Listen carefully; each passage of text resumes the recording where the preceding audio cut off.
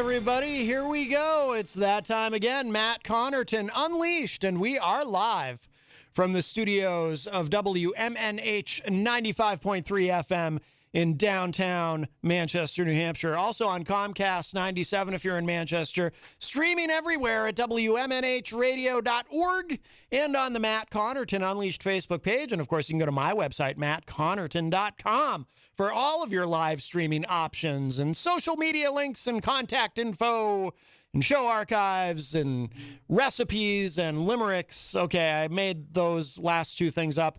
But you can go there for all of that. And, of course, hello to our friends at Raw Talk Online. It is Tuesday, July 20th, 2021. Ooh, and it's hot. It's hot. It's supposed to be almost 90 today, I think. It's hot. Anyway, here we are. We have an exciting show planned coming up in the second hour. Of course, we will be joined live in studio by Mike Sudderth. Of course, he has a dual identity, Mike Sudderth, a.k.a. Grant Lambton. But when he's here on Tuesdays, he's Mike Sudderth, and we have a discussion about politics. I'm sorry, not about politics specifically, but about economics, rather, in what he calls his Tweakonomics segment.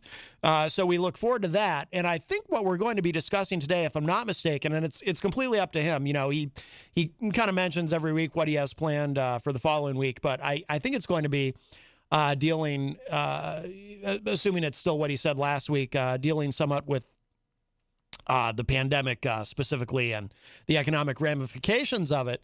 And ahead of that, in the first hour, I'm going to try to get back to that, what I was talking about yesterday in terms of the economy bouncing back. They've figured out the recession only a couple of months long before the economy began to rebound. But I have a lot of questions about that. So perhaps we'll ask Mike some of those questions. We'll see how it all goes. You know, I like to keep it fairly loose and flexible here on the show, but I always look forward to that. Mike Sudderth, of course, as his alter ego, Grant Lambton, performs live every Friday night at the Hop Knot, our wonderful sponsor, the Hop Knot in the Brady Sullivan at 1000 Elm Street, right across the street. Don't go there today, please, because Monday and Tuesday is their weekend. But they are open Wednesday through Sunday. And, Friday nights, Grant Lambton plays there. They have Sunday brunch. They've got a lot of great things going on, and they do a lot in the community here, a lot of wonderful events. But perhaps above all else, they have delicious gourmet pretzels. They also have an assortment of craft beers that are very popular. Such a wonderful place, great food, great service, and a wonderful family that owns and operates it. So we're very honored and blessed to have them as a sponsor. So please, the Hop Knot on Elm Street right here in downtown Manchester, if you happen to be around. And even if you don't happen to be around, it's worth the drive. It's worth the drive. If you would like to join us on the program today, 603-250-6007 is the number to call, 603-250-6007. You can also text me at 617-917-4476. Tweet me at Matt Connarton, or send an email to Matt at mattconnerton.com. And, of course, you can always interact and opine in the Facebook live chat. And we'll say hello to everybody in there in a moment. But the best thing to do so that we can hear and enjoy your dulcet tones is to give us a call at 603-250-6007. Now, before we get into anything too specific, I just want to, after having some time to breathe and process and meditate and think about what happened on the show yesterday. And I promise you, I know I make this promise and then I blow it because I get quite verbose, but I'm going to promise you anyway. I'm not going to spend much time on this, but I do want to briefly address it because I just want to clarify. I want to clarify something for everybody. I want to make sure that I and you, the audience, that we're on the same page. So if you missed yesterday's show, my old friend Mark from high school, who lives in Texas, he called and said something that made me very upset, and I ended up hanging up on him. And I exploded in anger, which people enjoy. Let's be honest. I've always, whenever that happens, because it's certainly not the first time I hear from listeners who really think it's exciting when I get very angry and lose my temper on the show. It doesn't happen all the time, but when it does, people seem to like it. And yes, I've been told I'm sexy when I'm angry. But anyway, I legitimately have. I'm not making that up to be funny. But anyway, but that aside, when I'm passionate, when I get very passionate, impassioned. But I just want to clarify, and I tried to say this yesterday, but I was trying to say it in the heat of the moment. And I think I was actually shaking a little bit. I was so upset. But I want to clarify for everybody about exactly how this show works and what we do here and what I'm trying to do with the show and how I deal with callers who want to call and disagree with me or challenge me on something. Just so we're all clear. And again, I tried to say this yesterday, but I think I can say it much more articulately now. And most of you, especially listeners who've been with me for a long time, you probably know this already. But I know we're always picking up new people and we're getting, I love how, our numbers continue to grow, on the streaming platforms nationally and whatnot. It's really great. But, so I know we're always picking up new people. The way this show works is, I take live calls and of course I interact with people in the chat room and we get emails and so forth. I very much want people to call the show and disagree with me on things and challenge me on things and even argue with me. I mean, let's be honest, on-air arguments make for good radio. What happened yesterday, while it probably wasn't good for my mental health or even necessarily my physical health, because it does take a lot out of me, it does make for good radio. And that really is my main priority here. Well, my main priority is not getting fired while I sit here every day from 4 to 6. But my second priority after that is to make really good radio and to try to balance those two priorities, make the best radio that I can without getting fired. So, because I've gotten in trouble, several times over the years of being here. And I've been spoken to about various things, and not for a while though. I'm on a pretty good streak here. So I want that, right? Anyone is free. Look, this is not conservative talk radio.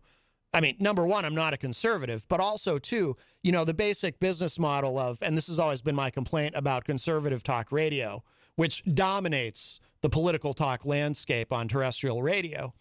My complaint about it is most, not all, there is some conservative talk radio I appreciate, but most of it, the really successful conservative talk shows, like Sean Hannity, Rush Limbaugh, who's of course is no longer with us, these other shows, the way the shows work is you have and it's a very successful business model.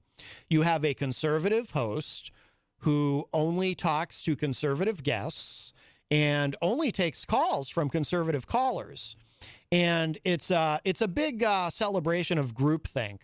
All these conservatives basically spending that time on the air kind of, in a way sort of patting each other on the back and saying, yay for us. We all have exactly the same thoughts and ideas and opinions, and we don't let any outside ideas or challenging notions enter our brains. We all think exactly the same thing. Yay for us. It's a big conservative CJ. I'm not going to say what CJ stands for because, again, like I said, I don't want to get in trouble. You can guess what CJ is probably. But that's what most conservative talk radio is, and that's what turns me off a lot about it. And by the way, if somebody does get through with an idea that,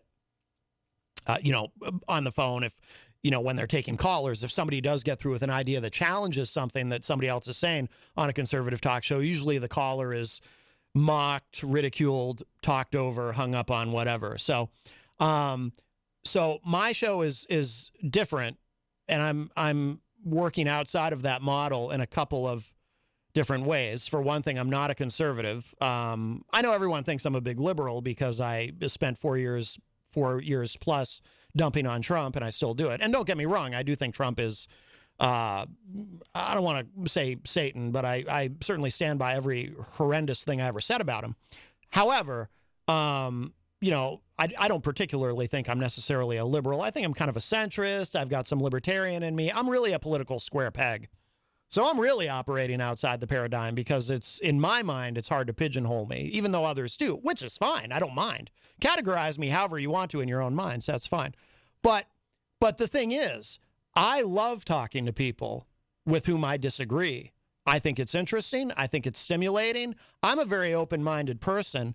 So much so, in fact, that, you know, I feel like part of what's wrong with the political discourse in this country is so many people walk around with this idea that it's more important to be right. People love to believe that they're right, so much so that they reach a point, probably very early on in their political development, where they become very hardened in whatever their beliefs are, so much so that if someone, you know, someone could confront them with all the facts and data in the world, and people are just like, nope, I'm going to continue to believe what I believe no matter what. And I think people across the political spectrum, I don't think it's, I mean, you see a lot of it in conservatism, but I see it in liberalism too. I see it in libertarianism. I see it in, you know, I think it's human nature. It's more of a human nature thing than an ideological thing. People love to really believe that they're right. It's, in fact, actually, let me put it this way. It's not important to people to be right. It's important for people to believe that they're right. Even if deep down inside in the dark recesses of their soul, there's a tiny sliver of doubt. But nope, gotta believe I'm right. Somehow, somewhere along the way, I managed to figure out how to remove my ego from that so that I don't care about proving that I'm right. I will make my case. You can believe me. You can not believe me. You can agree. You can disagree. You can be open to what I'm saying. You know, whatever. But I love the dialogue. I love the dialogue. Don't get me wrong. I appreciate when people agree with me. When someone calls and says, hey, Matt, you made a great point. I agree with you. Or I see a comment of agreement in the chat room. Look, I'm a human being. Of course, I experience the endorphin rush that comes with people agreeing. But I also want people to disagree and challenge me. But there's something a little bit different about what happened yesterday. And we'll address that in a moment. And because I want to explain the difference. I want to make sure everyone's clear on it. But let's take this call. Oh, nobody there. Okay, so here's what was different about yesterday. Because I want to make sure everyone understands. You can call and call or try back in a few minutes because I picked up there was nobody there. I want to continue on the thread. I want to finish explaining this and then I'll take the call. Because it's probably Easy G calling to talk about wrestling anyway. No, I'm just kidding. I love you, Eric. You know that.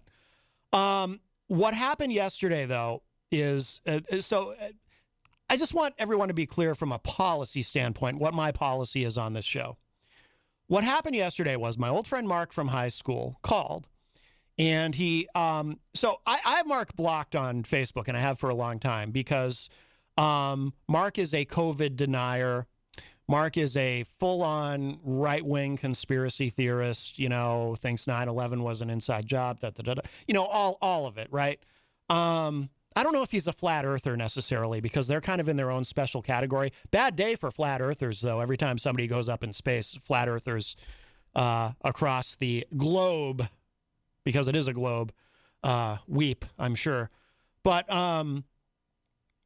Mark called and you know, we were having a discussion about COVID, and Mark called and referred to it as a cold and said something about, you know, because I was discussing what led into it was, and Jenny was here with me, and we were talking about the steps that we took in this country to mitigate the spread of COVID-19, to mitigate the spread of the virus. And if you're a longtime listener, you know, I support all of that. I think all of that was necessary to do. And we were talking about the economics of it and whatnot. And I was trying to make a point, which I never quite got to because Mark's call derailed me, and we'll circle back to that. And again, we'll be discussing it later with Mike Sudderth in the second hour, I believe. So, so Mark, the COVID denier, calls and starts talking about how COVID is really just a cold. And, you know, and obviously he doesn't agree with all of what we did to mitigate this for a quote-unquote cold. That triggered me. That set me off. Because if you are a regular listener, you know I get angry about that. And I said what I said yesterday, and I've said it many times, and I'll say it again right now, much more calmly. But just so I want everyone to understand where I'm coming from on this.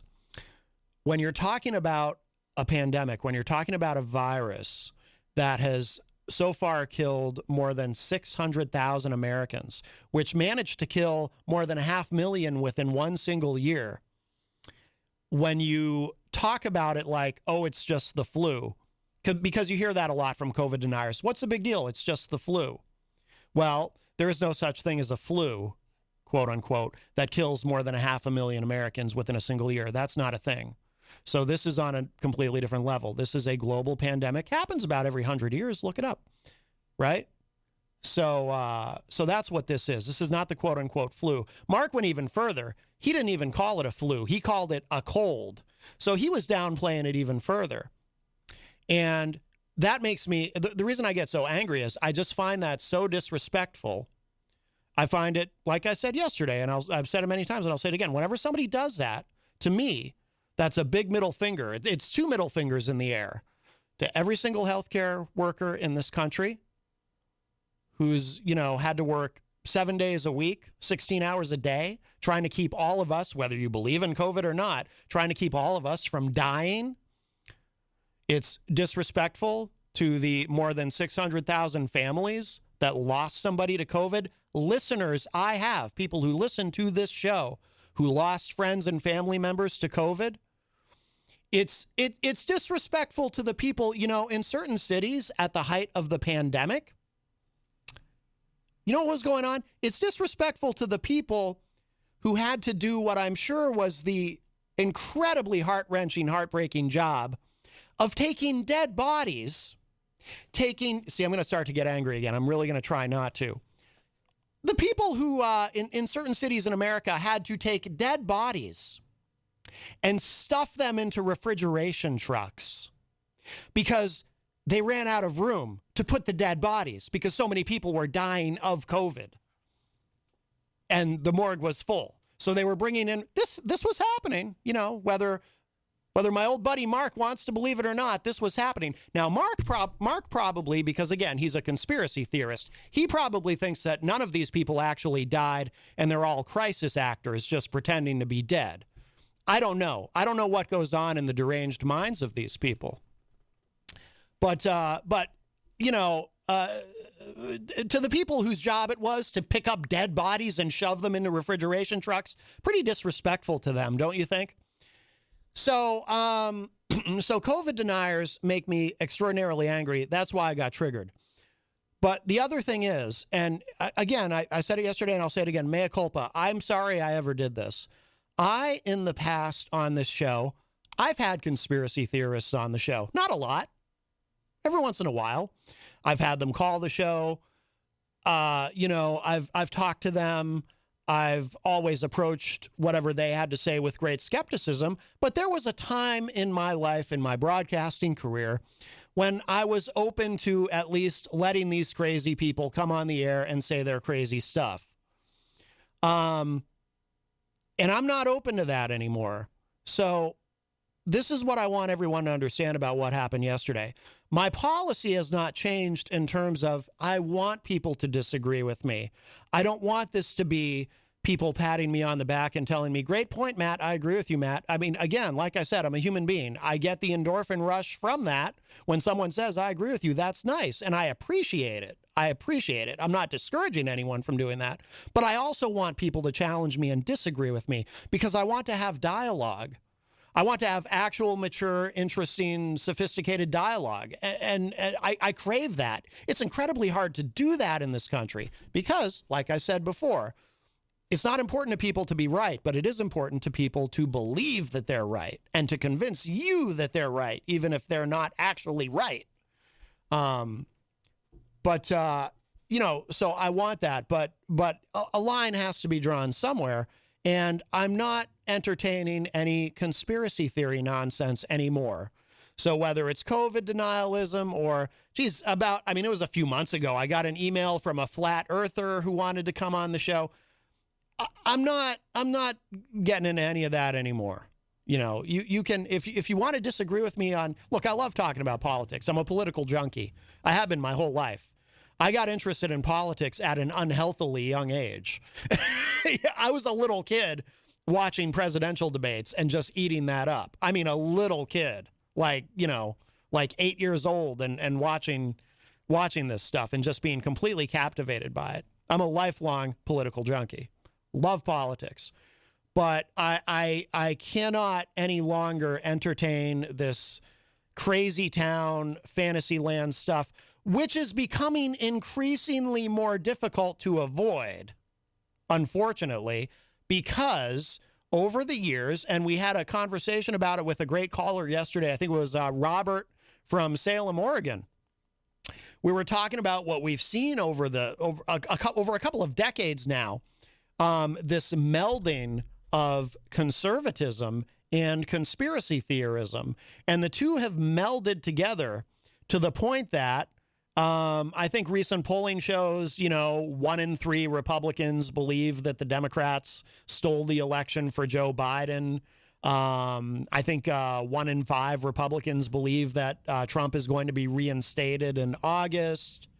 It's really, this stuff continues to really just take over.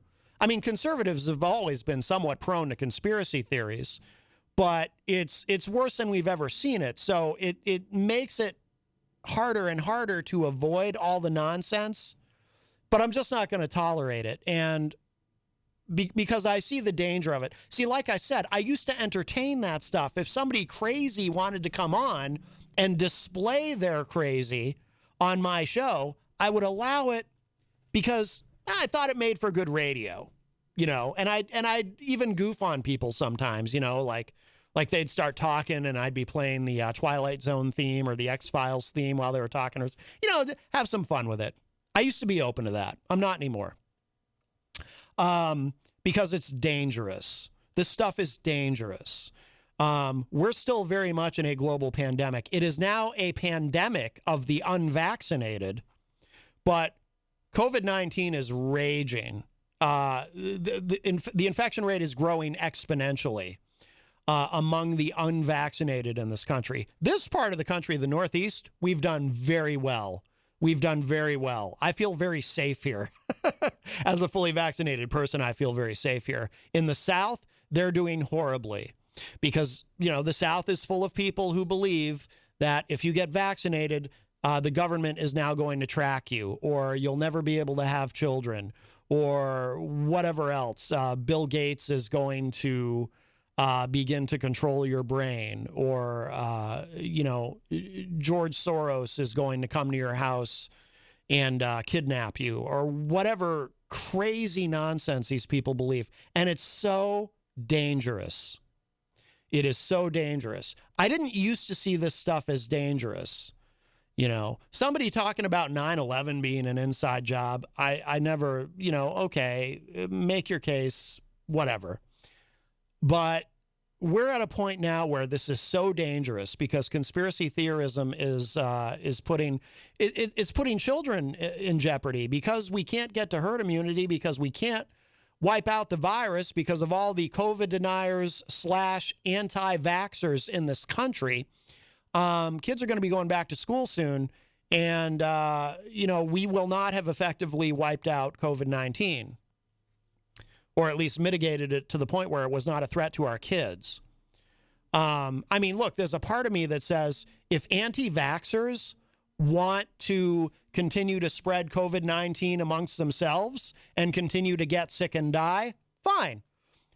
I'll be honest with you. I know this sounds incredibly cold and unempathetic, but it's how I feel. I don't care about anti-vaxxers getting sick and dying. I really don't.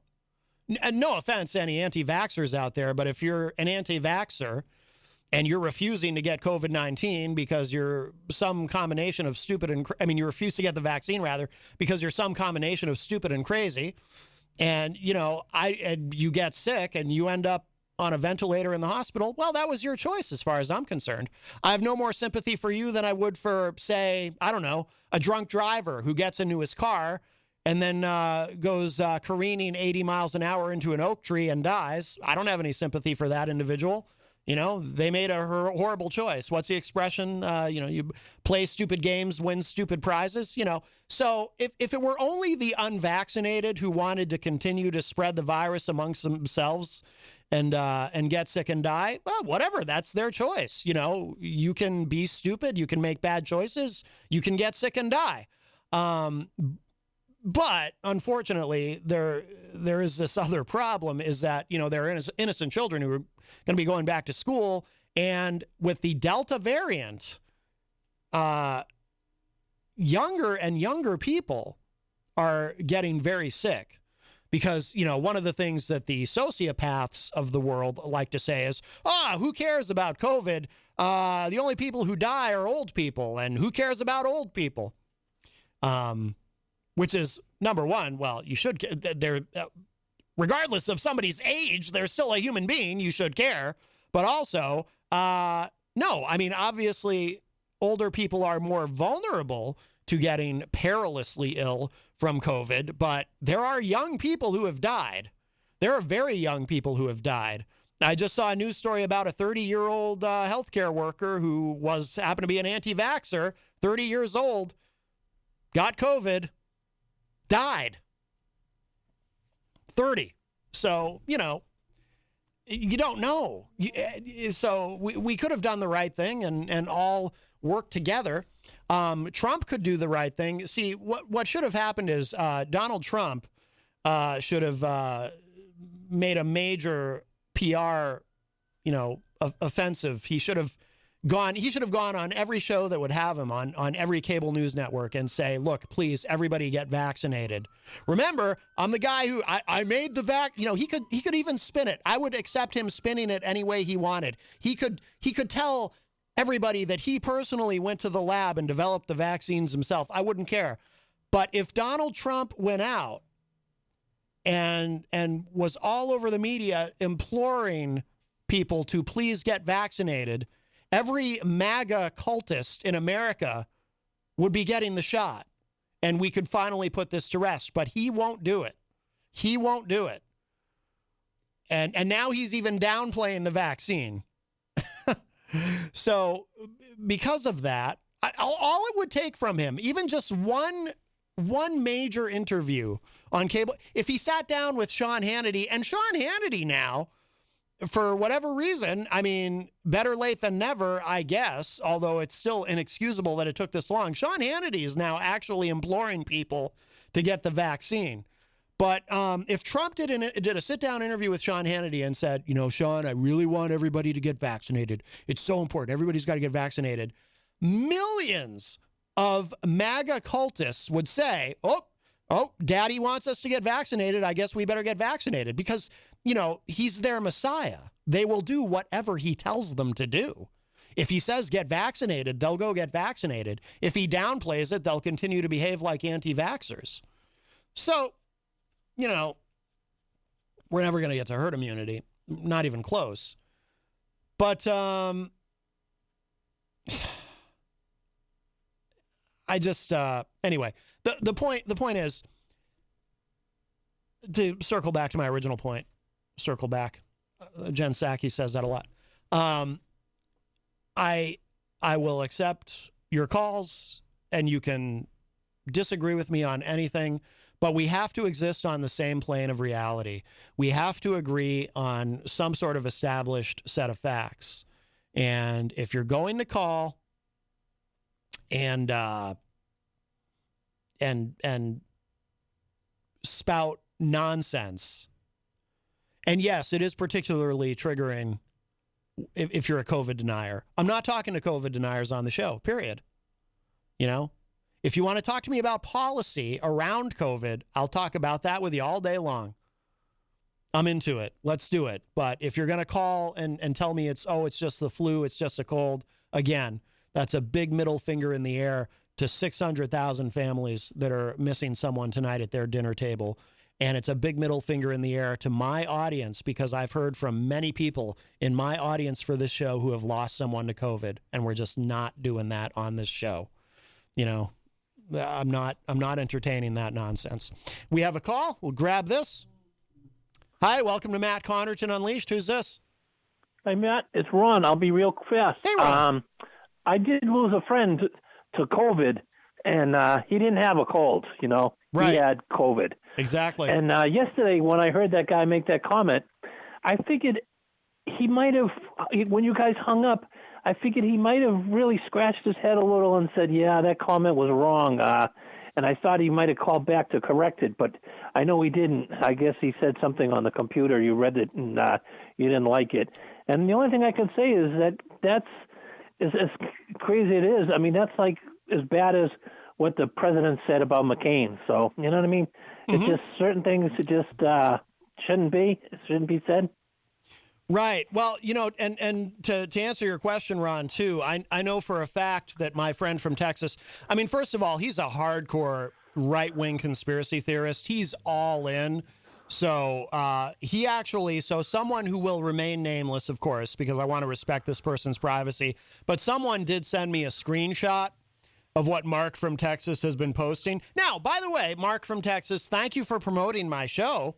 But I guess Mark shared this out. He said, so a former friend of mine that protested the Seabrook nuclear power plant with me, which is true back in high school, with a radio show I called into yesterday, watch him get triggered and go nuts when I mention a simple medical fact about 50 minutes in.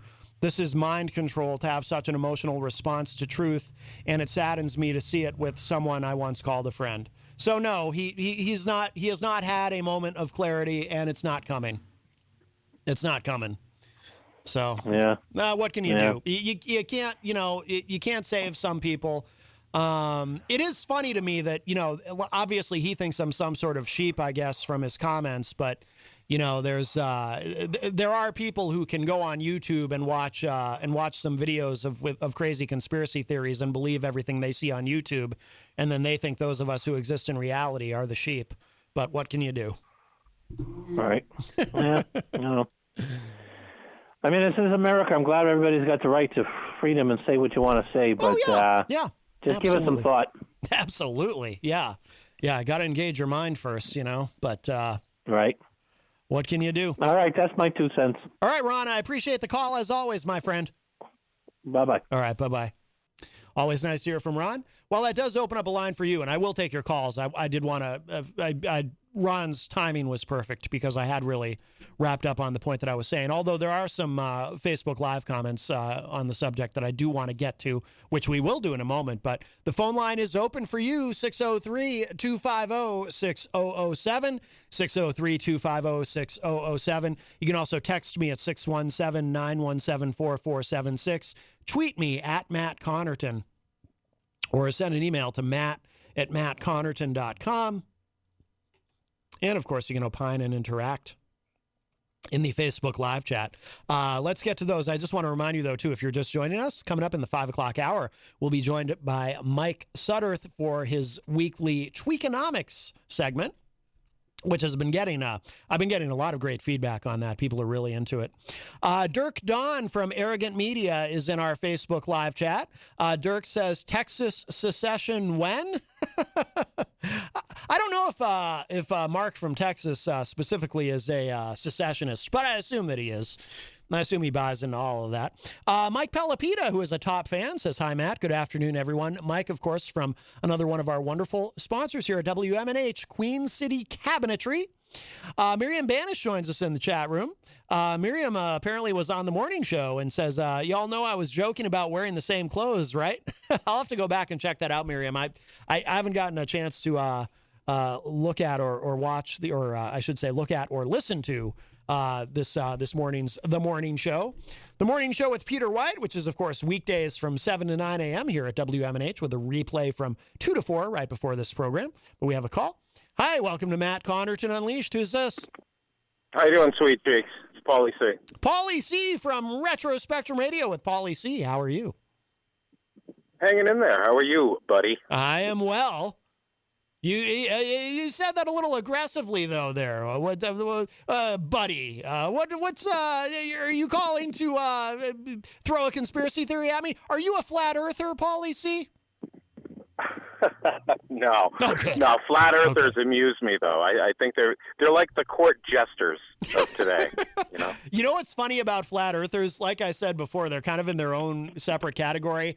I've known seriously hardcore conspiracy theorists who think flat earthers are idiots. So they really do exist in their own sort of, I was going to say their own world, but I don't know if that's even, they exist on their own plate. Yes, and you know what? There are some really good videos on YouTube to the contrary of the people who think we're sheep, where they take these flat earthers and they have them in these rooms with scientists.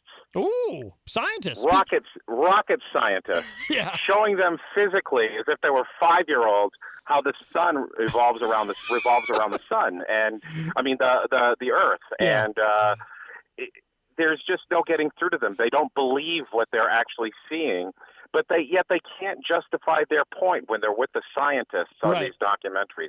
It is so great. The scientists do their best to remain, with integrity and to not look at these people and say, you're just a blithering idiot. Right. Yeah. Well, it's like those documentaries need to be checked out too, man. For people who think flat earthers are fun and adorable and cuddly, you really got to go check out these videos on YouTube because, I mean, these scientists really put these nitwits in their place, and it's great because it's just a whole bunch of patronizing and all that other stuff, So check that out. Anyway, I wasn't calling about that. Oh. I wasn't calling about that boring crap. Yes. What were you calling about, Pauly C? I was calling about other boring crap this Friday night on our show, you and me and Dan. That is never boring. Never boring. I'll always look forward to it. Well, the only reason why it's not boring is because we play lots of music. If we had to talk for 2.5 hours, we'd be boring. I'm skeptical about that. Yeah, I think you might be right. I think it might be a little bit fun. Mm-hmm. Mm-hmm. Maybe we should do a show one night with no music at all, Matt. Yeah? What do you think? Well, I think I don't know about no music at all. We'll play no music for 2.5 hours. We'll let you do all the talking, and we'll call it Matt Connarton Unleashed. Ooh, and that actually sounds great. What do you think? I've been thinking about it. It took me a little while to come up with that name, but I'm in. What do you think? I'm in. I love it. I have to be honest with you, Paul. It sounds like Radio Gold. It sounds like what? Radio Gold. It does. It really does. Mm-hmm. It's history in the making. Mm-hmm. So we'll do that in an upcoming episode. But I wanted to talk about this Friday night's episode, and more importantly, next Friday night's episode. So this Friday night, I don't know if you saw the social media spot for it, but we're doing the number 100 songs of the 70s and 80s. Yes, I saw the Facebook post. You said the bottom of the barrel. It will be just to clarify for people. It will be the song that was the 100th on the charts, on the Billboard charts. The song that comes in at 100 each of those years. Yes. Right. So from 1970 until 1989, we're going to play the number 100 song from each one of those years on the Billboard Hot 100. The song that just made it into the list. Yes. Yeah, that'll be fun. I am looking forward to that. That'll be very interesting. Yeah, that's going to be a good time. The songs are kind of boring, but okay. Anyway, so next Friday night, we're going to be doing a really special episode of Retro Spectrum Radio because next Friday night is July 31st. Mm-hmm. And 40 years ago on July 31st at midnight, going into August 1st, what happened, Matt? 40 years ago? 40 years ago, July 31st. 41 years ago. Oh, so 1980. Check my calendar here. So 1980. I don't know. Yeah, July 31st, 1980. At midnight, MTV went on the air. Oh, okay. And that show is going to be completely dedicated to MTV. We're going to be playing a lot of clips from like the first 2 hours of the broadcast when they first went on the air. You're going to hear stuff from, classic Mark Goodman and J.J. Jackson and all the other ones. And we're going to be playing the first set, like the first 20 songs that was on MTV. Shannon McGuire got it, by the way. She's in the chat room. She said MTV aired. Yep. Yes, she's correct. Well, of course she got it right. She's brilliant at this. And Miriam Banish says video killed the radio star, which, of course, was the first video ever played on MTV by Buggles. How about the second one? Do you guys know what the second video was? I know Peter White knows. I don't remember. I know we've talked about it, or maybe I heard it being discussed with Peter on the morning show. I know it in the back of my mind, but I cannot access it. What is it? It was Pat Benatar, You Better Run. Oh, okay. Wow. Yeah. And then after that, I don't remember. I think it might have been a Billy Idol.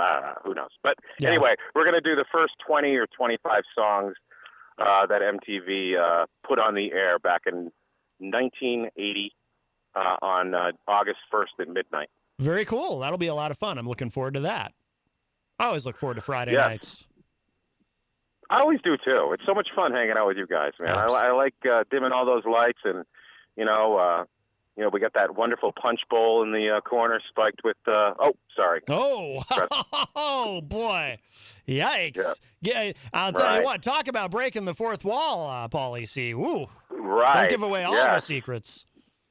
Break fourth wall, insert foot. All right, go back to your wonderful show. I'll see you on Friday night, Matt. All right, looking forward to it, Paul. Thank you for the call. See you, buddy. All right, take care. All right, Pauly C from Retro Spectrum Radio with Pauly C every Friday night beginning at 7:30 p.m. right here from the studios of WMNH. We look forward to that very much. Always a good time. Let's see. Well, that opens up a line for you, 603-250-6007, 603-250-6007. You can also text me at 617-917-4476, tweet me at Matt Connarton, or send an email to matt@mattconnerton.com. And we have another call. We'll grab this. Hi, welcome to Matt Connarton Unleashed. Who's this? Matt, one more time, Ronnie. After listening to Pauly C, I'm going to have to break out one of my albums so I can do a little de-seeding. And I'm not sure, but I think Madonna, they're doing her Like a Virgin thing. I think that I didn't know if it was MTV or some type of awards ceremony. She presented herself because prior to that she was an absolute nobody, and she took the whole audience by surprise. And after that, she was the Madonna that we know today. I think I remember. I have a vague, I was just a kid, but I think I remember her. I think at the time it was considered a breakout performance when she performed Like a Virgin at the MTV Video Music Awards one year, and everybody was really going nuts for Madonna. If I'm not mistaken, I sort of remember that. That's probably exactly what it was, the MTV Awards, and after the fact. And I'll tell you what. And last but not least, I really wanted to say it a little earlier, and I'm not here to just plug, the Hop Knot, but for people to say, or for you to say that they've got great pretzels. When people think of pretzels, they think of pretzels. These are gourmet, wicked gourmet good. Absolutely. And that's my 2 cents. Absolutely. Oh, that's great. All right. Thank you so much, Ron. Great call. All right. Take care. Bye-bye. I love getting all the positive feedback on the Hop Knot, our wonderful sponsor in the Brady Sullivan at 1000 Elm Street. And yes, they are wonderful pretzels. I'm a big fan of, I think my personal all-time favorite at the Hop Knot is the Italian. It's like a calzone. It's fantastic. Delicious gourmet pretzels. Let's see. I do want to finish saying hello to everybody in the chat room on the Facebook because a lot of great comments in there. Jenny is in the chat room, by the way. She says, I'm here, but my brain is sleeping. Oi. Shannon McGuire joins us and says, good afternoon. I think I mentioned Shannon is in there. Bobby Champagne says, good afternoon, my friends. Pete Trouble Morse says, it's always sunny in Manchadelphia. If you missed it, by the way, on the, Pete tried to post the pictures while we were still on the air yesterday, but it didn't work, so he sent them to me and I posted them. But on the Matt Connarton Unleashed Facebook page, and please give that a like if you haven't done so already, you'll see the He did an amazing job. You have to see it. You have to see it. But thank you for that, Pete. Great job. Bobby Champagne says, I'm wearing my Unleashed t-shirt amongst other items, including pants and shoes, LOL. Actually, though, Bobby Champagne, just so you know, the limited edition Matt Connarton Unleashed t-shirts that we were giving away at the event at the Hop Knot, you can wear those with or without anything. But thank you. I'm glad you're wearing it, sir. I'm glad you're enjoying it. Jenny said, I wore mine to the doctors. She had a medical appointment this morning that we went to. They had Matt's face to look at while they electrocuted my spine. That's right. Bobby Champagne says, I'm thinking of forming a team for trivia. Any interests? I'd have to clear it with the Alliance, LOL. Yes. Dirk Don says, someone call in and get Matt upset. Where's Joe? Yeah, we haven't heard from Crazy Joe in a while. I think the Crazy Joe saga may have come to an end, or at least until his current Facebook suspension ends. Bobby Champagne says, I hope we don't spend too much time on what happened yesterday, but I was pissed at what was said. Yeah, absolutely. Let's see. I just want to make sure I don't... Sorry, just some of these I'm skipping because they're a little out of context now at this point in the show, but there's some very funny comments in the chat room. Hi, welcome to Matt Connarton Unleashed. Who's this? Hello, Matt. This is Gene Simmons of KISS. Gene Simmons of KISS. Wow, how are you? Well, I'm not doing that great, Matt. I have some unfortunate news for you. You don't have COVID, do you? I know you're fully vaccinated. No, I don't have COVID. Oh. Silly man, no. Oh, well, what's the unfortunate news, Gene Simmons of KISS? The unfortunate news, Matt, I hope you're sitting. I am. KISS will no longer be performing ever again. Paul and I had a falling out. We hate each other. Oh, no. And I don't want to see his face anymore, and our music is horrible. Well, Gene Simmons of KISS, you're my favorite band. I think your music is wonderful. And as far as you not wanting to see Paul's face, you don't have to see his face. I mean, when you're on stage, it's covered in makeup. Nonetheless, it's what's on the inside that counts, and I cannot stand what's on the inside. So there will be no more KISS ever again. The KISS Army has disbanded as we speak. Oh. And we will be shutting down our website in 3 hours. This is terrible news, Gene Simmons of KISS. Has this made you upset, Matt? It has. I mean, not as okay, great. Not as well. April Fools. I was just calling because one of your listeners wanted somebody to call you and upset you. KISS is alive and well. Oh, thank God, Gene Simmons of KISS. You scared the hell out of me. No, Matt. For as long as there are guitars and stages, KISS will be there performing live for yet another farewell tour. Well, I don't know about that. I mean, you are in your 70s now, but I do appreciate that, Gene Simmons of KISS. You're welcome. And our website will not be closed down. Please go to kissonline.com and purchase the Goodbye, Farewell, and Amen tour tickets in advance right now. Oh, good. I've already got mine. I'm sorry I upset you, Matt. That's okay, Gene Simmons of KISS. I mean, it would have been more appropriate had this call taken place on April 1st, but close enough. Yes. Listen, I've got to go. I'm double parked on a homeless person's head. Have a nice day. All right. Bye-bye. All right. A little inside joke at the end there, but a great call from Gene Simmons of KISS. Wow. He really freaked me out. Well, that opens up a line for you, although I don't know if you can top that, but the gauntlet is thrown.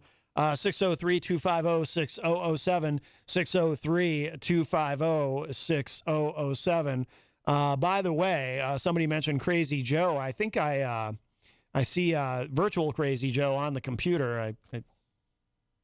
Oh, maybe not. And I almost tasted the fruits of my labor. Oh, there he is. Boy, I'll tell you what, just hearing his voice gets me upset. Rocky Huber is in the chat room. Hello, Rocky. Also, Texas Mike. Rocky says, flat earthers exist all around the globe. Yes. Not across, all around. Miriam said, this was regarding to my Trump comments earlier. I don't know. If Trump said get the vaccine, maybe there would be a whole new conspiracy theory. That's true. You know, it was really weird at CPAC recently when, so I didn't know they did them until recently. I didn't know they were twice a year. It was very strange. You know, you've got all the people who go up and give speeches about how, you know, they hate the vaccines and don't get the vaccines. And isn't it great? You know, I forget who it was who said it. Somebody said, you know, we're not going to reach our goal. The Biden administration fell short of the goal that they had set for July 4th to have 70% of the country vaccinated. And, you know, all these people in the room were cheering, you know, the goal being missed. And Lauren Boebert gets up and says something stupid about, you know, I don't want your Fauci ouchie. And all these people are cheering. So you've got all this anti-vaccine sentiment in the room, you know, of course, because they are conservatives. And then Trump gets up and in Trump's speech, he's talking about how we have him to thank for the vaccines because of Operation Warp Speed. And it's weird. And I wonder if anybody in the room, I'm going to guess no, but I wonder if anybody in the room listening to all this ever thought, wait a minute, we're here cheering being anti-vaxxers, but our messiah, Donald Trump, is taking credit for the vaccines that we all hate so much because we're anti-science and anti-vaxxers, and yet we have to give him credit. You know, at what point does the brain just explode? But I guarantee you no one in the room, that didn't occur to anybody, you know. I mean, you know, not particularly. I mean, look, somebody like Lauren Boebert or Marjorie Taylor Greene or any of these people, you know, these are not deep thinkers. Let's be honest. Tom Blanchard said, bingo, Matt. Trump could have been a hero, but instead he's the reason for all this, such a freaking loser. And Tom, by the way, is someone who used to be a Trump supporter, but has come around. Scott Robinson says, didn't lose anyone, but my wife got it last August and still can't smell. Yeah, that's the thing too, Scott. You know, a lot of people get COVID, they survive, but they have long haul symptoms, and loss of taste and smell, very common with COVID. And that's unfortunate, Scott. I mean, I'm glad she recovered, but otherwise, but I hope her sense of smell comes back at some point. Dirk Don says, consider the fact that even Alex Jones turned on Trump after praising him for so long. He did, but doesn't he? Dirk, I might be mistaken. I don't pay that much attention to Alex Jones, but doesn't he always go back? Doesn't Alex Jones occasionally turn on Trump and get mad at Trump, but then he always goes back to, treating him as his hero and savior? I might be wrong. Miriam said she wasn't on the morning show this morning. It was a reference to something she said last week at the Hop Knot. Oh, okay. Gotcha. Ryan LeMay joins us in the Facebook live chat. Ryan, a very talented musician, says the fake birders put the flat earthers to shame on the cuckoo scale. Yeah, that's a new thing, by the way. Apparently birds aren't real. I haven't looked at that too closely, but which is a big shock to me because, sometimes I wake up in the morning and I hear chirping sounds coming from outside the window, but I don't know. Tom Blanchard says flat earthers failed science class. Yeah. Let's see. Just want to make sure we don't miss anybody in here. We're getting to the top of the hour, so we will take a break, and then we will we'll come back with, like I said, Mike Sudderth. He should be arriving any moment. Dirk Don says MTV is where I developed my crush for Shakira and where I first heard Creed. Oof. I still remember the first time I heard Creed. It wasn't on MTV. It was on the radio, but I remember the first time I heard My Own Prison by Creed, I thought it was Alice in Chains. I didn't realize right away that it wasn't. Stacey Lawton, who is a top fan, is in the Facebook live chat and says, hey, everyone. Rocky Huber says, I remember Paula Abdul and the blue cat in her video. Oh, yes, that is the video for Opposites Attract. I remember that vividly. Let's see. Oh, and Pauly C is in the chat room. He says, if the earth were flat, cats would have knocked everything off of it by now. That's true. Miriam Banish says, I was really sick for months, misdiagnosed, given a ton of meds to treat symptoms as if they were separate things. Then the meds made me sick. Ugh. That's not fun. Not fun at all. All right, we are at the top of the hour. So here's what we'll do. We will take a break. I have a song I want to play. We'll show some love to our sponsors so we can continue to pay the bills. And then when we come back, like I said, he should be arriving at any moment. So we'll come back with Mike Sudderth and his Tweakonomics segment, as we do every Tuesday afternoon here on Matt Connarton Unleashed. So plenty more to come. Don't go away. Why don't you be a man, Matt?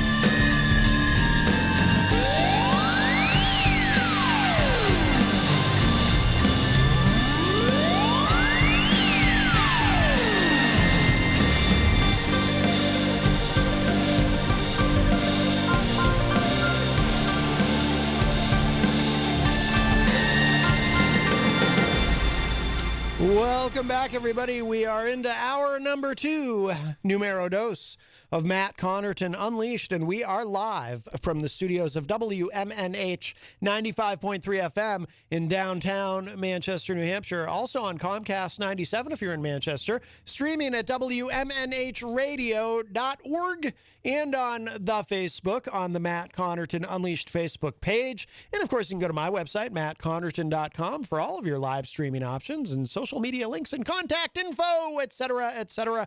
And of course, hello to our friends at Raw Talk Online. Today is Tuesday, July 20th.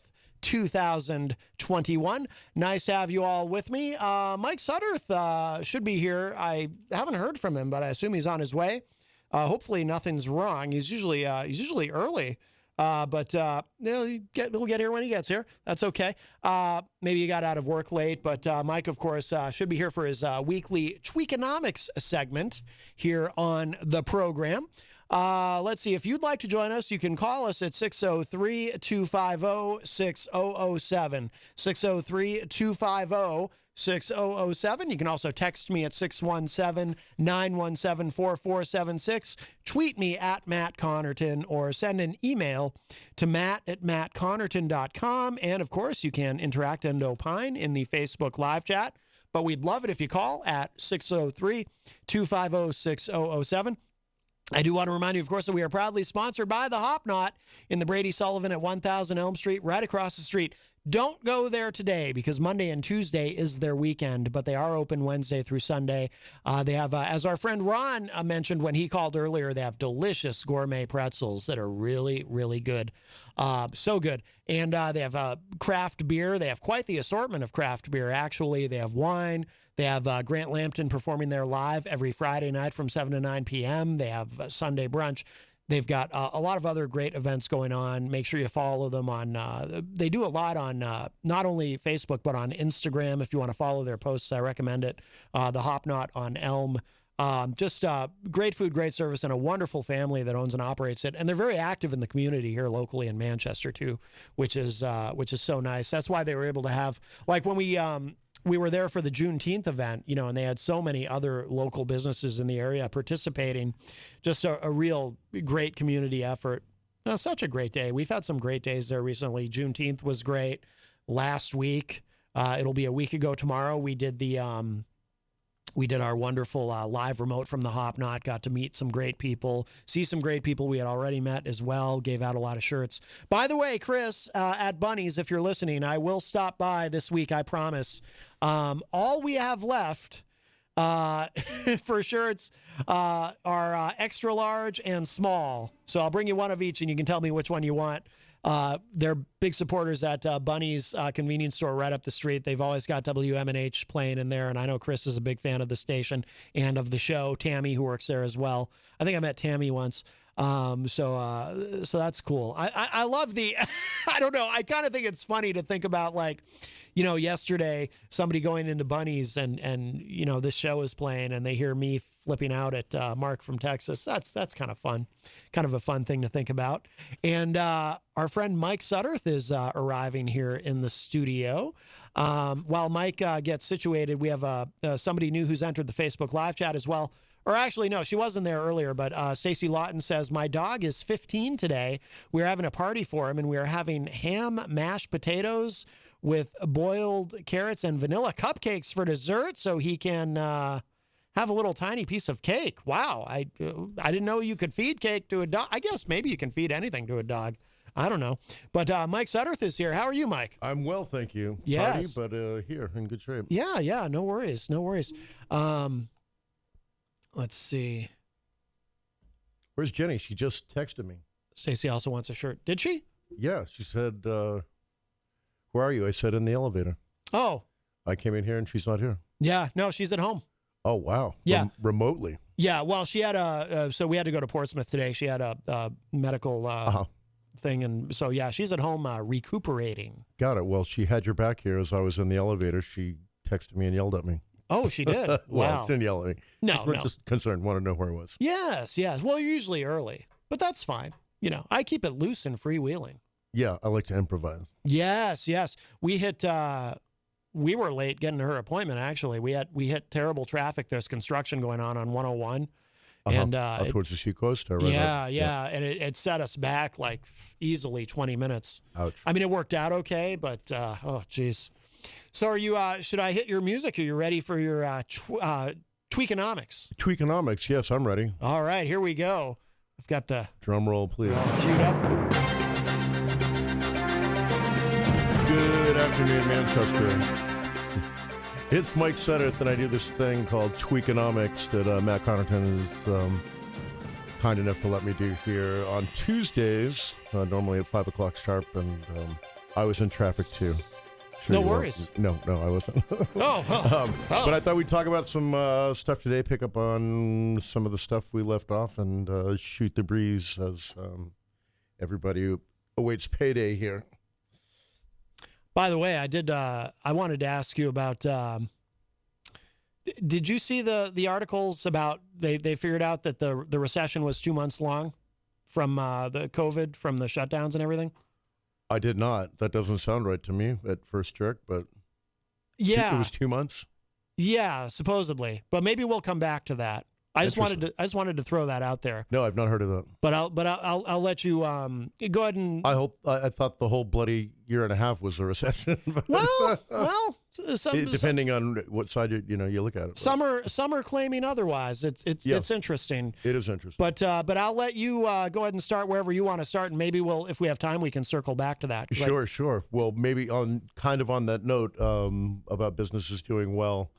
Under the COVID stretch here, the last almost 2 years now, Airbus in Europe's a big airline maker, has surpassed Boeing here recently as far as sales and output by what is told to be enforcing contracts, which is I tried to read up on it. I didn't find evidence that Boeing didn't enforce, that if somebody ordered a plane for whatever a plane cost, $1 billion, then COVID hit and the customer says, hey, I can't afford it now, cancel the order. Apparently what happened is Boeing eased up on that. Oh. And good old Airbus from the EU, I guess, was starting to enforce it or threatening to sue if they didn't honor the, you made a down payment and promised to pay the rest of the jet off here.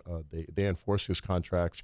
And as a result here, at least currently, from what I read, they've the last quarter here exceeded Boeing sales, which isn't always the case. Airbus is the new number one producer. Oh, okay.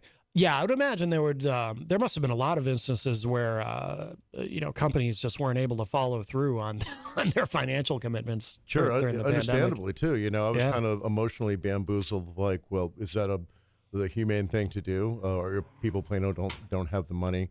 And to be clear, this is just on passenger jets. Boeing has a whole other business that Airbus doesn't. But, was it a humane thing to do out of necessity or kindness? I don't know. Mm-hmm. The article I read, which I started in the Wall Street Journal, but it kind of made it sound like Airbus was, being the Black Knight, enforcing and throwing their hand down and saying, we're going to take you to court if you don't pay for the plane.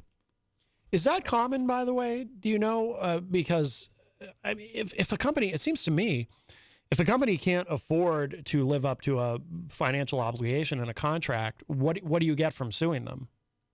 Yeah, I agree with you. I don't know. Yeah. That's what was, really sparked my interest. Is like, how is this? Yeah. Is it like the guy at, the used car place who keeps calling me after I called one time? Like, look, man, you said you were going to buy the Civic. You haven't bought the Civic. Right. I imagine it's a heck of a lot more dynamic than that. But yeah. And of course, the orders, the size of the orders, we're not talking, a $2,000 used car. This, I can only imagine what a plane cost. I didn't look into that. But, Yeah. Passenger jets, it's got to be millions upon millions of dollars. Yeah. But I don't think it's common. I mean, gosh, everything goes in with, especially internationally, with contracts and law being paid attention to and all that. But it was just interesting to hear that. Back when I was in school, they taught me something interesting very quickly that, in an international law, grift or, greasing the wheels and stuff like that is very common. Not related to this discussion so much, I don't think, about Boeing, but it was another thing that made me say, like, oh, wow, this is, so like anger gets involved with this stuff, huh? Like, oh, yeah, they'll keep your cruise ship in the harbor unless you pay the harbor master XYZ. Oh, wow. Off the books, separate from what you're going to do business for. Oh. And as a young person, I was like, "But they can't do that." No, they can, and they do. It does happen. Yeah. And so, some people say, "Is it corruption or is it part of doing business?" I mean, is that a fine line? That's Depends on if you're the receiving end of it, I guess. That's a nice cruise ship you got there. It'd be a shame if you can't take it out of the harbor and use it. Yeah, real shame. All those kids wouldn't get to run around on the shore. Yep. Yeah, that doesn't surprise me. But that stuff does happen. It was, it was part of the studies that, I guess corruption certainly is a different animal, but that taxation and paying tariffs, as our ex-president used to battle, things like that is a real thing. You got to pay to play. Yeah, absolutely. What else you got? I was looking at some law stuff that was very interesting. It was about the cruise line business. So we were speaking about the airline business. The cruise line business has obviously been taken it very, very hardly over here over COVID, the period of COVID, right? Really, people who had planned all this stuff is either canceled, it's done, people aren't booking. So Florida, which Norwegian Cruise Lines is a big hub for, out of Miami, and I guess they do the islands and all that stuff. Norwegian Cruise Lines has filed a lawsuit to sue the Attorney General of Florida. Now, get this backwards, because the state of Florida has a ban on businesses requiring COVID vaccinations. In other words, in Florida, the Attorney General says, if you're a, Midas Muffler shop, you're not allowed to ask if your employees have been vaccinated or your customers. Yeah, I think Governor DeSantis in Florida signed that into law, right? Yeah, exactly. And he's supporting this, but Norwegian Cruise Line is challenging the ban. And it really made me scratch my head. Well, like, how come? And I guess it's because their policy is they want to make sure everybody getting on their cruise ship has been inoculated and have proof of that. And that's their business. But obviously there's a portion of the population who either are not vaxxed or put off by the whole thing, will not be using Norwegian Cruise Lines, and I get them, challenging that in court. So is it the position of Norwegian Cruise Lines if they're docking in Florida, in theory, Florida law would prevent Norwegian Cruise Lines from enforcing their rule that you have to be vaccinated to board their ship? That's exactly the broad idea. They want to be able to. But, you could say, is this going to happen to BA when they open the border up and I fly to see my in-laws? If I say, well, you can't test it, they say, well, you're not getting on the plane. Yeah. Is all it is. And maybe that's where the fear of this, they're trying to preempt that type of disaster happening. But I don't, personally don't have a problem if Norwegian says, if you want to cruise with us and we believe you should have the proof of this, then that's where it starts and where it ends. Yeah. I mean, in theory, the right of free association comes into play at that point, right? They have a right. Norwegian Cruise Lines would have a right to make whatever rules they want to make. no shirt, no shoes, no vaccination, Yeah. no service. Jacket and tie at dinner, or we throw you out. Right, right. That's kind of the box I tried to put this all in. Yeah. And I don't want to go too far down the rabbit hole with vaccine and COVID and all that stuff. But the way it affects businesses, in a free trade society, like that's what it is. Well, I won't go on Norwegian. I'll go on another cruise line, Right. or I won't cruise at all. That's my choice. Or if, my wife will be devastated if we don't take this cruise, then I better get the vax to get us on the boat. I mean, Yeah. and obviously it's the idea behind the virus is not to be taken that lightly, but it always helps me to believe when you hear about businesses going up and down, if they're pushing the vax or not, or you be vaccinated, even with the mask thing, like that's up to you. I mean, there are places now, if the post office wants me to wear a mask, I'm putting the mask on to go Yep. buy stamps. I'll do it. Yep. That's where kind of it starts and ends. But, to go have a beer at the local pub now, knock on wood, thank God so far, you can go in without a mask on. Thank God we're in the Northeast. Pardon me? Can I just mention that? Thank God we're in the Northeast. Yes. 'Cause Amen, there's brother. parts of the country that are Yeah. this thing's going right back down Yeah. the tubes. I was surprised. I was surprised. It's, it's kind of, as most of us are, like kind of out of gas and watching this whole thing on TV and the news and all this, but you can't help but keep up when you hear like, wow, like 33% of the states, Yeah. like we don't know anything, we don't see anything like that anymore. Right? I don't think we ever did, thank God. Yeah, New Hampshire, actually, I mean, we've weathered this whole thing very well, but we're, with the vaccinations, we're doing really well. But yeah, the South. Oh, the South. Shannon McGuire in the chat room made a comment. She said, you could not pay me enough money to go on a cruise pre-COVID or present day. I'm the same, actually. Have you ever been on a cruise? I never have been, no. Me neither. I think I'd lose my mind. I'm too much of a type A personality. I can't imagine like spending 7 or 10 days on a boat, not being able to get off, not being able to go and get some work done. Sure. You know what I mean? I'm not wired for that. I've never done it, so I adore traveling, but Yeah. half of the fun of traveling is getting lost and, finding your way moving around, and on a boat, I would imagine it's Yeah, I'd feel trapped. it might be a boatload of fun. I don't know, but I've never been. She also had a question, though. She said, I don't know if this is a topic Mike discusses, but does he have any thoughts on real estate insanely high prices? I feel like we might have touched on this recently, but I don't remember if we got into it or not. But We did. I believe it was last week. I don't know if you want to take that. No. yeah, hold that thought. We'll come back to that. We'll grab this call. Hi, welcome to Matt Connarton Unleashed. Who's this? Hello. Hello? Hi, Matt. It's Paul again. Hey, Pauly C. What's up? Hey, I went on a cruise, man, back in 2001, 20 years ago. Jesus.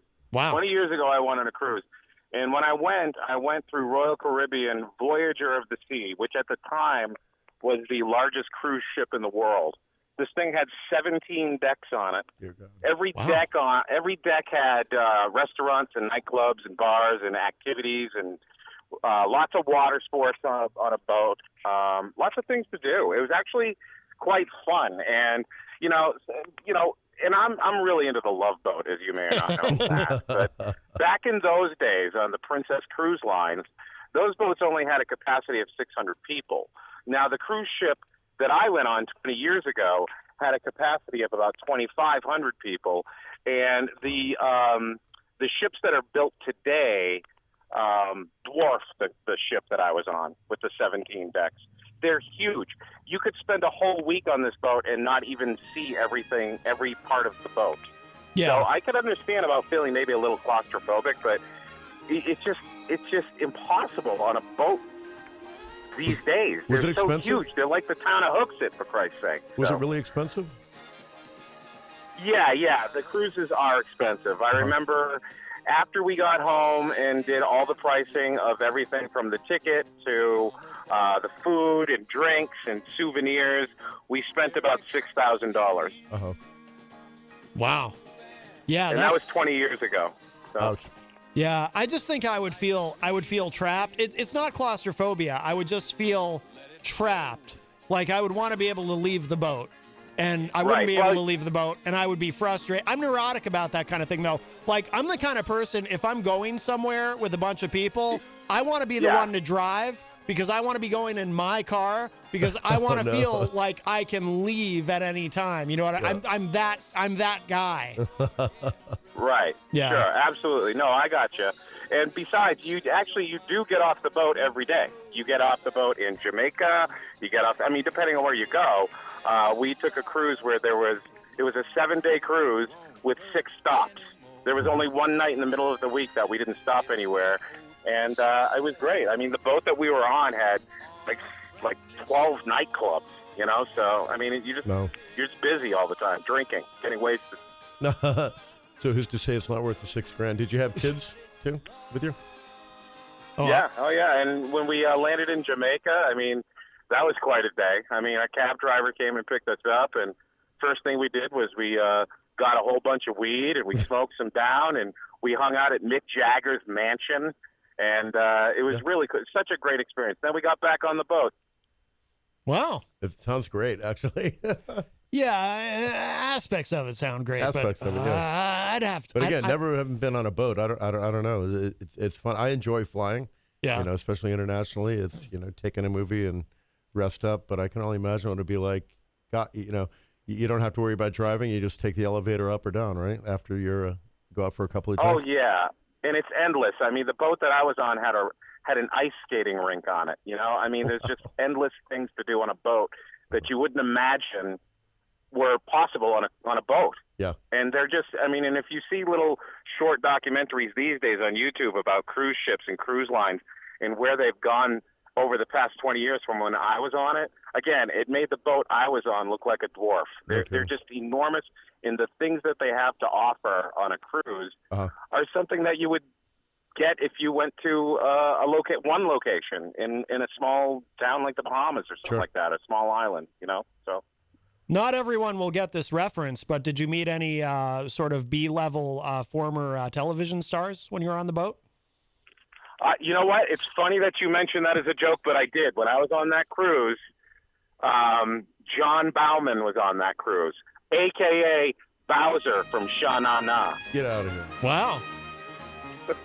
Very nice. All right. Yeah. Probably the only guy in Sha Na Na we all know. That's right. It's the only one I remember. I knew I was in the right place when I saw Bowser from Sha Na Na. All right, boys. That's it. Have a nice day. Have a great night, All right, man. Paul. Thanks for the call. Oh, very good. Very good. Yeah, I couldn't do it. But all right, getting back to Shannon's question about the housing prices. Yeah, so this is, we had talked about inflation a week or two ago. Yes. This is on one side of it. Again, I think I said this, if you're the homeowner and your house is, say it's worth $200,000 through this inflation process over the last year and a half, and everything in the housing market, not just separate from inflation, excuse me, you're a happy camper. If you're looking to sell your home right now, you're in a better place than you were a year and a half ago. Real estate prices normally creep up anyway over time, certainly, but there's been a real spike, and that's basic economic supply and demand. That you can put a house on the market now, and if she's a realtor, she might agree with me. I would guess it's inside of 6 weeks you're going to sell a home. But yeah, it's a result of inflation, and depending on how you're looking at it, if you're entering into the market, it's not such a rosy time. You better pounce. But if you're a seller, it's a great time. Absolutely. So supply and demand is what got it there. Miriam Banish in the chat room is asking, she says, I'm seeing a lot of businesses who have to shorten their hours due to staffing issues. What is causing that? Any thoughts on that, Mike? Yeah, I've seen that before. I thought I gave the example a couple of weeks ago. I went to an Irving gas station up off of exit 10. The sign right in the door is like, we close at 10 p.m. Yeah. Normally 24 hours right off the highway to get gas. And yeah, that struck me too. I mean, what's caused it? I can't imagine right now. There was the excuse there, we're going a month back or more. Well, everybody's getting paid to stay home. I don't believe that that's the case anymore. So I'm a bit amiss why the labor market is so, we're dying for people. I mean, it's a good thing if you're looking for a job. It's a very tough thing for recruiters and employers right now, and HR people. Yeah. To find good people at a reasonable market price, because everybody's pushing that market price. But why isn't it? Maybe they're just not competitive with pay. Wendy's has $13.50 posted outside of their place off exit 10. That seems to me like a pretty good wage. I mean, I'm looking back when I was a kid. $13.50 at the burger joint is pretty good money. But if you're the gas station down the street and it's $11 an hour, hey, within reason, if you don't mind working at Wendy's, take the extra $2.50. Right. Do you have any thoughts on Fight for 15? I can't remember if we've ever discussed that. No, we have not. Do you have any? Personally, I don't support it. I do think we should raise the national minimum wage. I think it's ridiculous that it's $7.25. But I Fight for 15 isn't something I support because I think there's something fundamentally wrong with the American work ethic that we need to figure out how to fix. Because any employer will tell you or manager that that old cliche, good help is hard to find. Oh yeah, turns out it really is true. Absolutely. What do you think? Absolutely. Well, yeah, it's absolutely hard to find good work, and what's evident and everybody sees driving down the street is, or at least I do, is the entry level stuff. Something you probably would have a hard time just paying rent and having an apartment on by yourself. But that's where the real evident that it's hard to find people. Can you imagine, some of these mid-level, or let's say you're a great car salesman even. If you're a great car salesman, you could probably pounce around, at least for your salary and bonus structure basis, anywhere you wanted to go right now. And that's not always been the case. So that makes it weirder for businesses to say, like, we have to keep him or her, at all cost, and because they can go anywhere else and do better, if not better. And businesses need, every employee is a spoke in the wheel, and it's important stuff. But these mid-level people, it's very dangerous when they get empowered to be able to do what they want to do and all that. But that's capitalism. I don't mean to say dangerous is a bad thing. It's dangerous for an employer. To be, take care of your people. Right. I've worked so many places. Well, I shouldn't say so many, but I've definitely, when I was younger, I had jobs at places where, it was palpable, this attitude among employers where, they'll treat you poorly because they have this idea, and they, not overtly, but implicitly that they let you know that, if you don't like it, quit, we'll just replace you and it's no big deal. And it's like, but it is a big deal because it costs money to hire someone and train them. And I was always amazed just how many employers kind of have that attitude. It's like, why be a little nicer to your people. You'll get better work out of them. You'll get more loyalty, especially if you're not in a position to pay them a lot of money. Then you definitely want to be nice to them and get that loyalty from them, Yes. Yeah. It's tough. I worked as a recruiter for a while and at entry level stuff. In this particular case was a small manufacturing place, and they went 3 shifts around the clock doing what they did.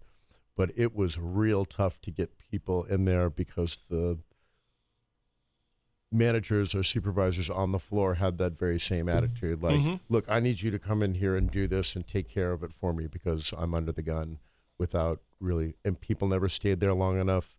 It was a very sad job as a recruiter to watch. It was a revolving door, that people say, oh, wow, this seems like a decent wage. It sounds good. Sure, I'll do the second shift. I don't want to, but I'm leaving this job and I'll come do it. And to have people come into the HR department, in tears or, enraged, or just 9 out of 10 times just left or didn't come back, which is a little less traumatic in the HR department. But, it was sad. And, I was in no position to direct anything that, like you say, for God's sakes, just be nice to these people. Right. If the guy is speaking in broken English, if he's a great worker and he shows up early and stays late, like, who cares, And it was literally that kind of just low-level thinking, and plenty of other examples, just folks being intolerant of, give a guy a chance, this worker is not coming in here to right the ship, you're paying him entry-level fees, give him a break, show him what to do. Right.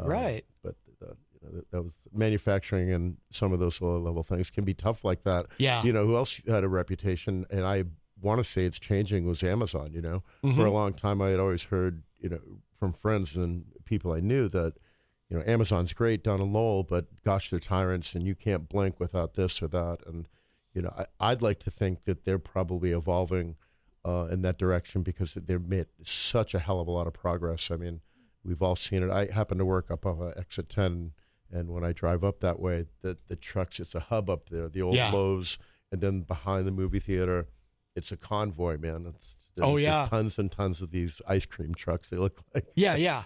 But, and you didn't see that not too long ago.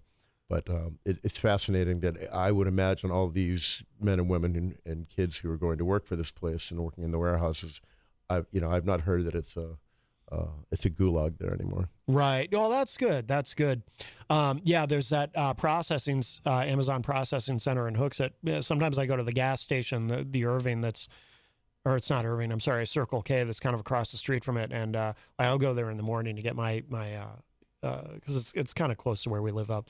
I'll go there to get my first blast of caffeine in the morning so I can function. And but sometimes, like, all these Amazon trucks will be showing up to fuel up all at once. And I've had to learn that, when I see them start to trickle in, I got to hurry up and get out of there or I'll get trapped. Yeah. Like, for real, I'll get trapped in there. Right, it's right. kind of funny, but Miriam in the chat room says there's an urgent care near me having trouble getting x-ray technicians. Mm-hmm. Tom Blanchard says my company can't get assemblers. I mean, I would think that, so as far as wages being too low, I would think that problem would fix itself over time because companies will have to start paying people more to get help.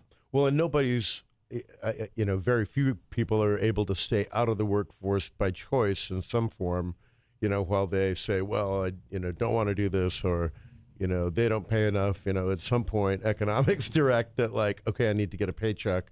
And, we spoke about it that, while the stimuli money was coming through, that was great. Mm-hmm. But that, that's not forever. And that didn't, doesn't pay for everything. At one point before this whole thing happened, it seemed like everybody was in the same mindset. You got to go to work to pay your bills, and hopefully there's lots and lots extra. But it's funny how the shakeup has been. It's almost seems to me as like the labor force is so tight. I don't think the population, if anything, around here has increased, right? Mm-hmm. So there has to be a deeper labor pool, you'd think. Yeah. Skilled labor, like, that's different, like CDC drivers or CDL drivers, excuse me. Those are hard to find. They'll always be hard to find. But I would think the manufacturing and assembly and things like that now we have a bigger population than we did 10 years ago. Yeah. That it might be eased. And I don't buy this that everybody's home watching Oprah on the couch saying, oh, maybe I'll look for something tomorrow. Yeah. I mean, unless you can economically afford to do that. Yeah. Lucky enough to do that. Right. Miriam says, do you think people who have long-term issues from COVID could be part of it? I'd buy that too. It certainly is a slice. I know people who weren't hospitalized but still had breathing issues, like arthritis, joint type stuff, depending on what you did for work. I know people who've had that. Yep. So perhaps that is it, certainly a portion of it. I wouldn't imagine that's the entire explanation for it. Yeah. There'd be some indicator if there were, I think. But I know folks who have had COVID and have gone back to work. And like I say, know people who did have trouble breathing even after going back to work and were sore and things like that, lingering effects they had. But I think that's part of it, yeah. It's hard to judge. There's not a lot of, I've noticed this, there's not a lot of statistics on long haul COVID. Obviously we know a lot of people suffer from long haul COVID where they have, like you said, breathing issues or whatever, lingering symptoms from COVID, even after they've retired and, or not retired, recovered. But there's not a lot of numbers on how large a slice. So there may be more of those people suffering from long haul COVID than we realize, and that's contributing. And the numbers, that's the type of stuff that convinces me. What are the statistics on it that people unable to get back to work, who disability, that would allow you to keep you out of the workforce. Yeah. But directly due to COVID, and I would certainly for folks who got hospitalized, folks with compromised immune system, stuff like that. Might be a heck of a lot bigger deal that would knock you out of the workforce altogether. Yeah. I'd like to think that that's not a proportion big enough that that's why we have a tight labor market. But, that tale, I guess, should be looked into, and maybe I'll have an answer next week. Yeah. I wonder, too, how many people, I'm sure there's some people, and I haven't seen any statistics on this, who maybe had an option to retire early when the pandemic hit. You know, people who hadn't intended on retiring, but perhaps it was an option for them to retire early if they wanted to, and then the pandemic hits, and they're like, oh, I might rethink this. Maybe I'll go ahead and retire early. Now seems like a good time to get the hell out of the workforce. Sure. Well, without a doubt, some people do that, and to change jobs and careers, you know, at that time too. But again, I can't think even a portion of the workforce retiring would have an impact such that it would create the tight labor market. Now, the last 3 or 4 things that we just talked about, all those put together, is that an impact? A bigger one, certainly, than each of those individually. So that's where you want to look at the numbers. The numbers don't lie. Yeah. And right now, it's just to assume. I mean, a tight labor market is if you have to work, like most all of us have to, it's actually a good thing. It puts a little leverage on the employer to be nice, right? To make an effort. Yeah. They know that people can go down the street for another buck or two. I mean, depending on what you do for a living. You know, most of us are in something that you just wouldn't say, "Hey, boss, I quit. You know, take this job and shove it. I'll go get a new one next week." Yeah. My wife would kill me if I did that. Yeah. Even if I wanted to. Yeah. But you know what I mean? It's not willy-nilly. You know, Right. if you got, you know, the cell phone bill keeps coming. So, but it's a good thing, I think, especially for young people. You know, now's a great time that if you didn't run off to college, there's like lots of great, you know, entry-level type job opportunities. It's a good time for that, where I definitely have lived through where that's not the case. Like, you had to be skilled or kind of have something to offer. I think it's a great market now to, you know, a young man or woman to go to FedEx or UPS or whatever and get their feet wet. You know, it reminds me of, I don't know if she said this on the air. I remember an off-air conversation we had about this. Jenny was commenting that now is a great time if there's anything you ever wanted to try, as far as, you know, maybe you're in a job you're not necessarily happy with, or maybe you like your job, but there's something else that you've always been interested in trying. Yes. Now is a really good time to do that. Now is the optimum time. Because you could tell an employer just that, like, hey, I've been a bartender my whole life and I want to try computer programming. Or, you know what I mean? Now's the time, like, hey, after all these tough times, I want to do something and put my nose to it. That's absolutely right. And having lived through middle age as I am, and, you know, worked in HR and whatnot, you see people who go up like, well, what else am I going to do? You know, like, you know, I've been a copy guy my whole life. I make copies. You know, at 45, they're not going to, you know, question me to see if I want to be in the corner office for something. Bad example, but you know what I mean? It's hard to. I was in accounting when I was a kid out of college and did finance and payroll and all that stuff, and one day had to make a decision at 30-something that if I ever want to not do this for the rest of my life, I have to stop doing it. I mean, I ended up something closely related in the HR field, but I couldn't do the number thing anymore. And I was like, gosh, I'm looking at another 30, 40, 50 years of crunching numbers. No fun, man. No fun. Right. But it wasn't a willy-nilly decision. I'm like, oh, well, I'll go, you know, work at Dairy Queen, or, you know, I'll become a truck driver. That, you know, something like that never entered my mind. I'm like, I have to do something that I want to do. Yeah. But that can be a small window depending on what type of career you're in, you know. Right. Tony Petrello in the chat room says, is it me or does this guy sound just like Gene Simmons of Kiss? You know, do I get to stick my tongue out now? You could. It's funny. Didn't we have Gene Simmons call the other day? So I'm not Gene Simmons. He called earlier today, actually. Yeah. So you sound a little bit like him. He has a slightly deeper voice. They call me Dr. Love. There you go. I'll take it as a compliment, sir. Yeah, absolutely. Well, let me ask you about, so this is the article on CNBC.com, and I had started to get into this. I don't know if you heard yesterday's show. I had started to get into this yesterday, and someone called, and it turned into a whole thing. But so CNBC is reporting, and other places too, but I like CNBC for my economic news. It's official. The COVID recession lasted just 2 months, the shortest in U.S. history. And just some bullet points at the top of the article. It says the COVID-19 recession ended in April 2020, according to the National Bureau of Economic Research. That makes the 2-month downturn the shortest in U.S. history. The NBER is recognized as the official arbiter of when recessions end and begin. And I mentioned this to you earlier, and you seem skeptical, and I was surprised when I saw this because I always thought that recessions and recoveries, I always thought that we don't necessarily know until later, like significantly later, when they begin and end, because I always thought that a recession was defined as 2 consecutive quarters of negative economic growth.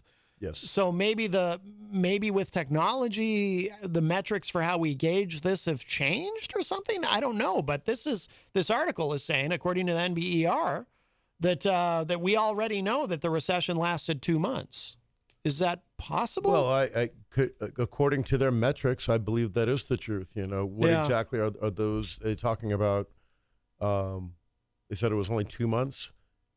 Or 2 quarters? 2 months, yeah. 2 months. So that's not even a quarter that they got. We had negative plus GDP. Yeah. Correct? That's normally, the broad look at it. So I don't want to say I question their statistics, because I'm sure where they got them from and how it's measured, it is true. Yeah. You can do that. You can manipulate economics. Oh, sure. Yeah, no doubt. But if it was by the straight, Congressional Budget Office or what have you that puts that out, the measure of it, maybe it's true. I wouldn't believe that, but there was also a heck of an influx of cash from the government that kept things from going south, whether you agree with it or not. So, yeah.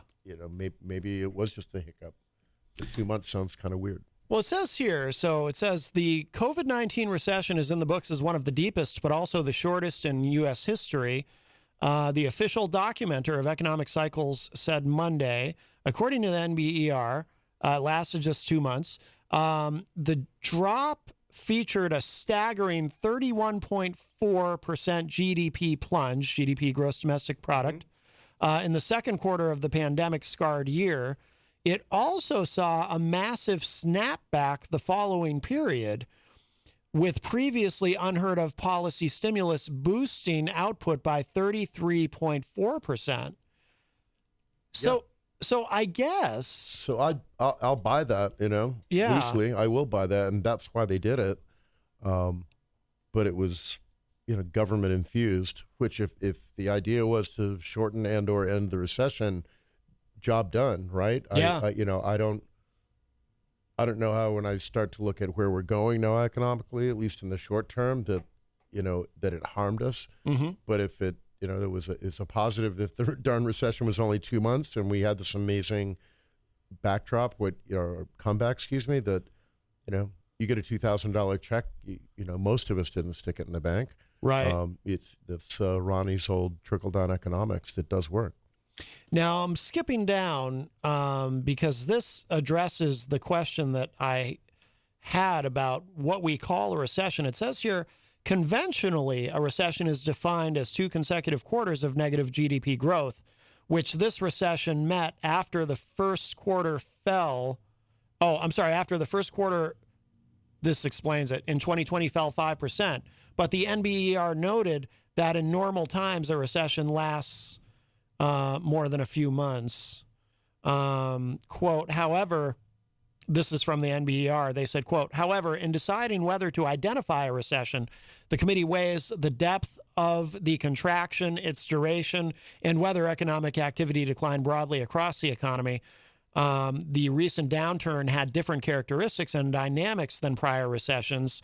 Nonetheless, the committee concluded that the unprecedented magnitude of the decline in employment and production and its broad reach across the entire economy warranted the designation of this episode as a recession, even though the downturn was briefer than earlier contractions, unquote.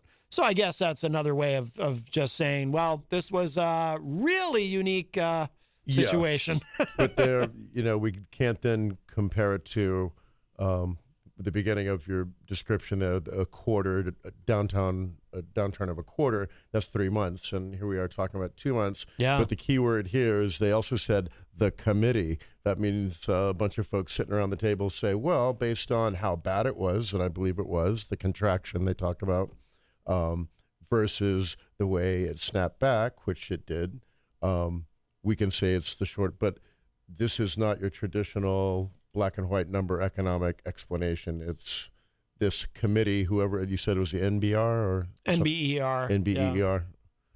Yeah. I don't know who they are, but again, this is like an editorial rather than a statistic. So does this, though, in your view of the American economy, does this make you feel good about, because it does me, but you know much more about this than I do. It makes me feel good about just, wow, our economy is strong enough. I don't mean in terms of growth. I just mean in terms of how it is structured. The American economy is strong enough and durable enough that it can withstand the sudden shock that we put it into in our response to COVID. And then, and by the way, I know you don't like to get into the politics of it, but you know, I'm not a big fan of Trump, but I will give him credit. He was right when he said he felt that, you know, there would be a V-curve recovery, that the economy would snap back because of pent-up demand. I mean, he was a little fast and loose about the timetable because he wanted it to seem like it was just going to happen immediately.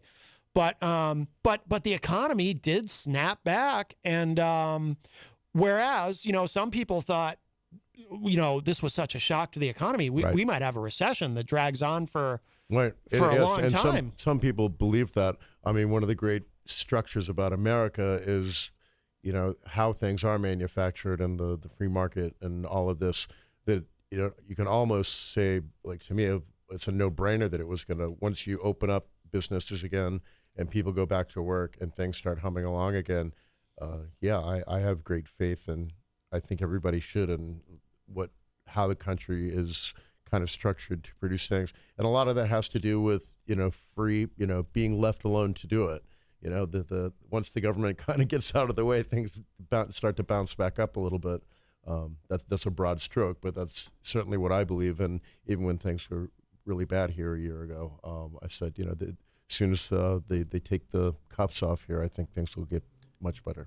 But I would think technology has a lot to do with it too, right? Like, exact same scenario 20 years ago, I don't think the economy snaps back as quickly. Do you? I mean, you know, all things being equal, I think technology had to have played a role in helping getting things going again so quickly. Of course. I would think. And that was one of those industries probably that really didn't come to any sort of a grinding halt, you know? Yeah. Technology kept on humming. And actually benefited in many ways from this situation, really. Oh, absolutely. You know, a lot of people having to, you know, go remote at home and all of this, they certainly got a shot in the arm for that. But there's also, you know, on the federal and state level, COVID money that is going to schools and universities and, you know, firehouses and police stations to beef up their stuff. You know, they kept cranking. You know, if you're an airline, you were experiencing a very tough time during that period. Yeah. But if you're selling Dell computers, you know, it was, you know, I won't say it's a great time, but there was a big influx of cash and the demand kept going. Yeah, yeah.